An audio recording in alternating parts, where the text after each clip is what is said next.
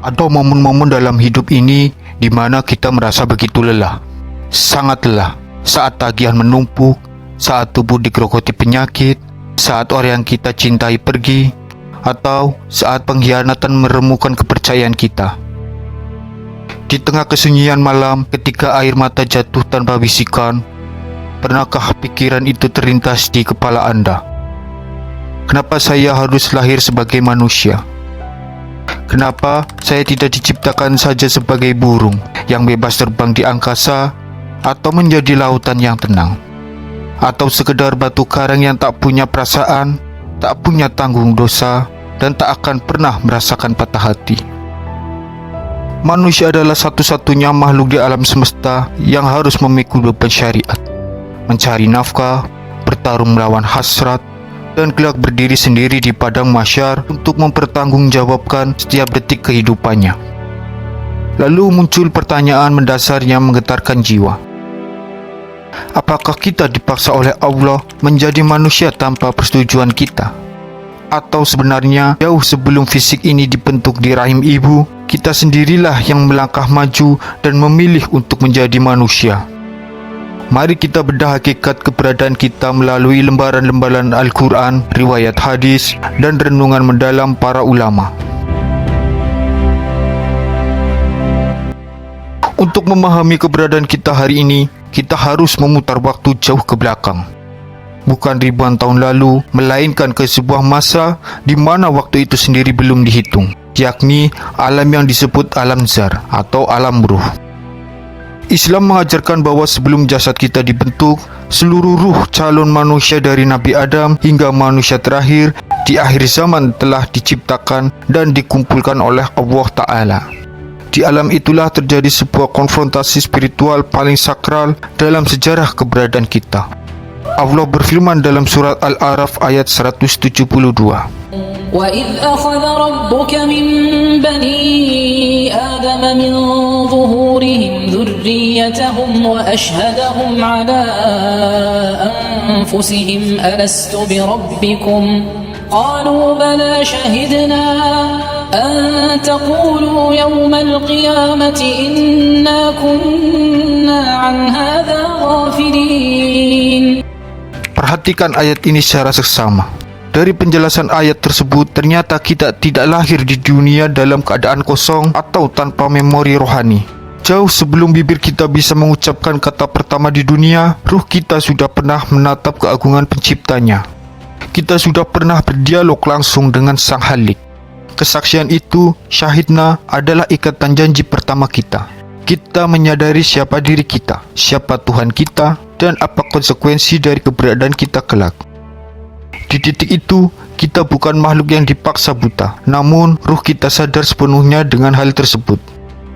Tapi kesaksian saja belum cukup. Allah memberikan sebuah penawaran raksasa, sebuah proyek eksistensial yang disebut sebagai amanah. Mari kita buka surat Al-Ahzab ayat 72. Ini adalah salah satu ayat paling menggetarkan di dalam Al-Quran. إِنَّا عَرَضْنَا الْأَمَانَةَ عَلَى السَّمَاوَاتِ وَالْأَرْضِ وَالْجِبَالِ فَأَبَيْنَ أَنْ يَحْمِلْنَهَا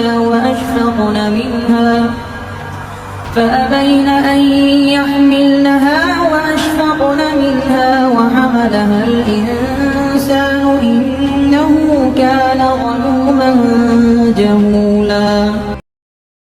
Mari kita resapi kata per kata.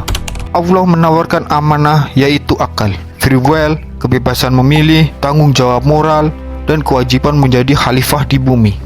Kepada siapa tawaran itu diberikan pertama kali? Apakah kepada langit yang begitu membentang luas, kepada bumi yang begitu tebal, atau kepada gunung-gunung yang berdiri dengan pasak keagungannya? Apa respon mereka? Ternyata semuanya menolak. Tapi apakah mereka menolak karena bersikap durhaka? Ternyata tidak. Mereka menolak karena khawatir tidak sanggup menjaga amanah tersebut. Gunung tahu jika ia gagal, ia akan diazab. Bumi tahu jika ia khianat, ia akan hancur. Lalu siapa yang melangkah maju? Ya, manusia itu sendiri. Ruh kita melihat peluang besar itu. Ruh kita melihat bahwa jika amanah ini berhasil dipikul, derajat manusia tidak hanya sejajar dengan malaikat, tetapi bisa berada jauh di atas para malaikat. maka dengan keberanian yang luar biasa, ruh kita menyanggupi penawaran tersebut. Agar memahami ini makin membekas di hati kita, mari kita gunakan sebuah perumpamaan yang sangat sederhana dalam kehidupan sehari-hari, yaitu dunia sekolah. Bayangkan ada sebuah sekolah favorit.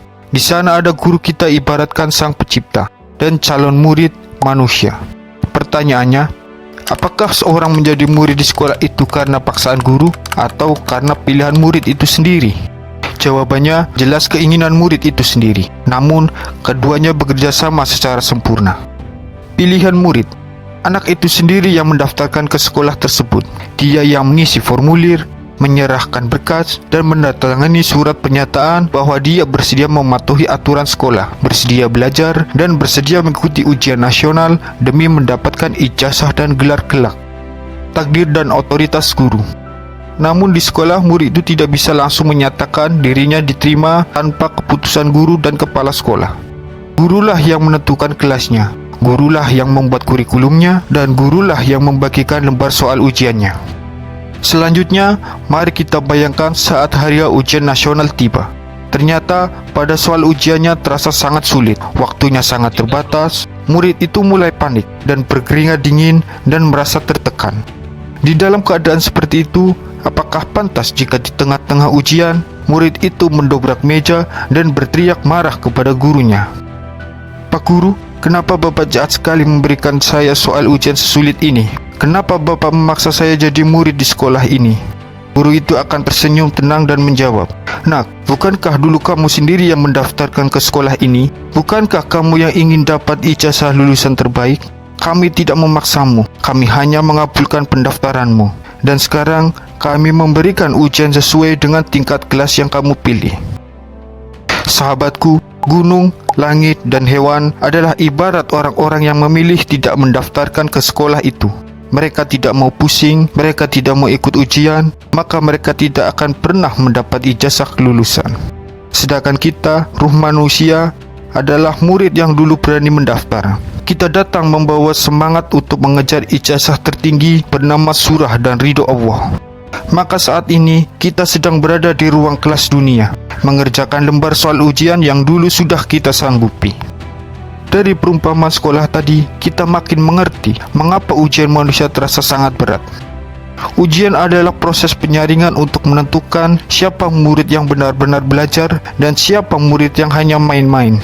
Siapakah yang sabar menghadapi ujian dunia dan siapakah yang membangkang dari ujian dunia. Lihat 3 jenis penghuni di alam semesta.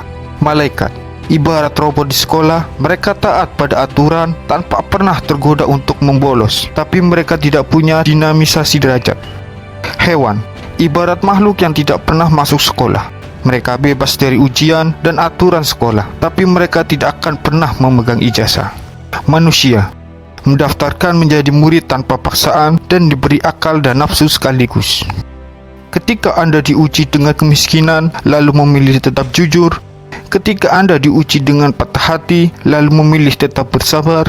Ketika Anda diuji dengan syahwat, lalu memilih menahannya, disitulah Anda sedang menjawab soal ujian dengan nilai A+.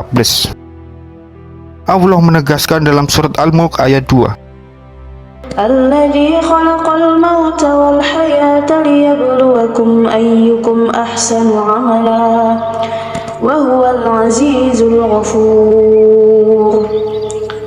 Dan seperti guru yang bijak, Allah tidak akan pernah memberikan soal ujian kelas 1 SMP kepada anak kelas 1 SD. Beban hidup Anda hari ini adalah bukti dari pembuat soal bahwa kepastian jiwa Anda mampu menyelesaikannya. Sahabatku yang sedang lelah di ruang ujian, kita tidak bisa mendobrak meja ujian dan membatalkan status kita sebagai murid. Bel di sekolah belum berbunyi dan lembar jawaban kita belum dikumpulkan. Opsi kita hari ini bukan lagi meratapi mengapa saya jadi manusia, melainkan bagaimana cara saya menyelesaikan soal-soal kehidupan ini dengan nilai yang terbaik.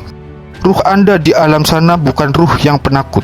Ruh Anda adalah ruh yang berani mengambil tantangan amanah ini demi meraih kehadiran bersama Sang Pencipta. Maka jangan kecewakan keputusan yang pernah dibuat oleh ruh Anda sendiri. Bila soal terasa berat, minta petunjuklah kepada sang guru lewat sabar dan solat. Ingatlah bahwa ujian sekolah ini sifatnya hanya sementara. Beberapa puluh tahun di dunia untuk kebahagiaan abadi yang tak terbatas di akhirat kelak. Hentikan meratapi, kenapa saya harus jadi manusia? Ruhmu di alam janji dulu bukanlah ruh yang penakut. Kamu sudah terlanjur mendaftar, kamu sudah berada di ruangan ujian, dan lembar jawabanmu sedang ditulis hari ini. Tuntaskan ujian ini. Ujian hidup yang berat saat ini bukanlah bentuk paksaan, melainkan konsekuensi logis dari keberanian ruh kita yang dulu memilih menerima amanah Allah demi meraih derajat tertinggi, di mana Allah telah menjamin bahwa kepastian jiwa kita pasti sanggup melewatinya. Jika pembahasan kali ini menyentuh hatimu dan memberi sedikit titik terang di tengah lelahnya ujian hidupmu, tekan tombol like sekarang sebagai bentuk rasa syukur. Tulis di kolom komentar ujian apa yang sedang kamu perjuangkan hari ini, agar kita bisa saling mendoakan dalam kebaikan. Jangan lupa subscribe dan nyalakan lonceng notifikasinya, karena di video berikutnya kita akan bedah lebih dalam lagi rahasia-rahasia kehidupan yang akan menguatkan jiwamu. Bagikan video ini kepada keluarga atau sahabatmu yang mungkin sedang merasa lelah dan butuh penguat. Terima kasih sudah menyimak sampai akhir. Tetap semangat.